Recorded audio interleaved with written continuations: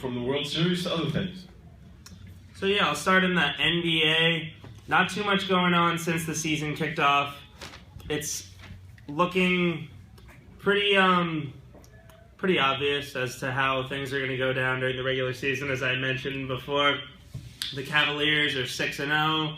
No signs of slowing down. The one thing that's surprising people is the darling Warriors have dropped 2 games, both by a combined score of over 50 points together, which is very out of characteristic for them. They won this week a huge game, probably the biggest game this season, when Kevin Durant met his former team and new nemesis, the Thunder, and Russell Westbrook.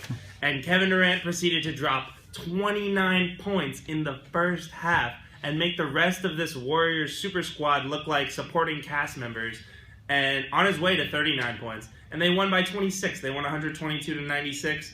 But then the next night they turn around and lose disgracefully to the lowly Los Angeles Lakers. And I get that that's on the second half of a back-to-back, but I don't think it's any excuse. This is a team that's supposed to be playing for the championship, and I don't understand how they're losing to a lowly Lakers squad. Maybe Luke Walton, the Lakers' new head coach, has a sort of in with what the Warriors do.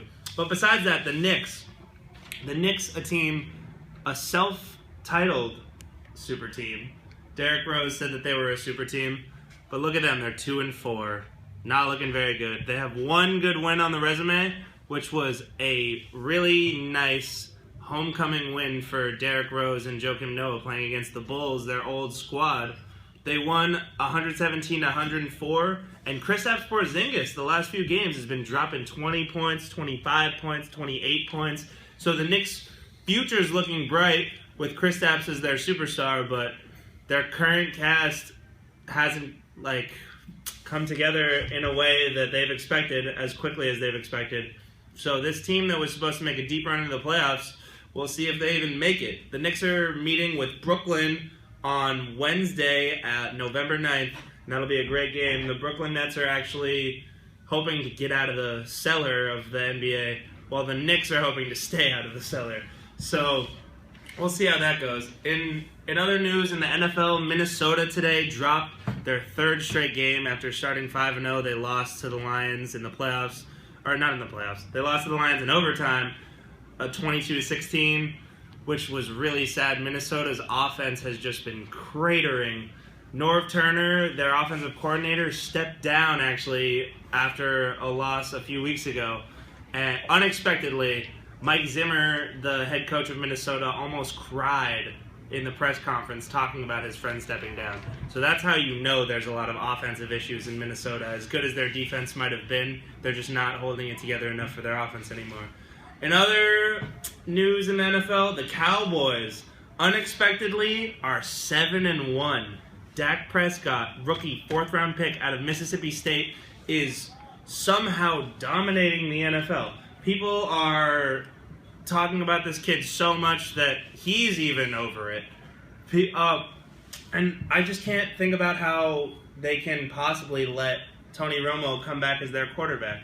They're one of the best teams in the league with this young guy, and he has such a good chemistry with their young rookie running back, Ezekiel Elliott. He has good chemistry with their tertiary wide receivers even. They haven't had Des Bryant for most of the season, one of their top 5 impact players, and yet they've still been great and 7-1. They're trying to gain a stranglehold on the NFC East, but the hometown Giants, New York Giants, improved to 5-3 today with a really clutch win over the Eagles. The Eagles head coach Doug Peterson made a bevy of horrible decisions that ended up costing them the game. They went for it on 4th down in the red zone twice and got no points out of it. They lost by 5 points. They had gone for field goals. That's 6 points right there. That'd be the Giants at 4-4, but now the Giants are at 5-3. Switching gears one more time to the NCAA. The top 4 from last week remains the same with Alabama, Michigan, Clemson, and Washington. But the team that I'd watch out for after their demolishing of Nebraska is Ohio State. Ohio State now is number 6 in the college football playoff rankings and has a head-to-head game at Michigan on November 26th, their last regular season game, and that should effectively be a play-in game for the college football playoff, which is crazy to think about. Michigan only a few years ago was struggling to be 500 under Brady Hoke. Now they got Jim Harbaugh, and he's leading them to the top. Michigan's been cruising against teams. You talked a couple weeks ago, they beat Rutgers 78-0. That's not supposed to happen. That's like an NFL team playing against a Pop Warner team.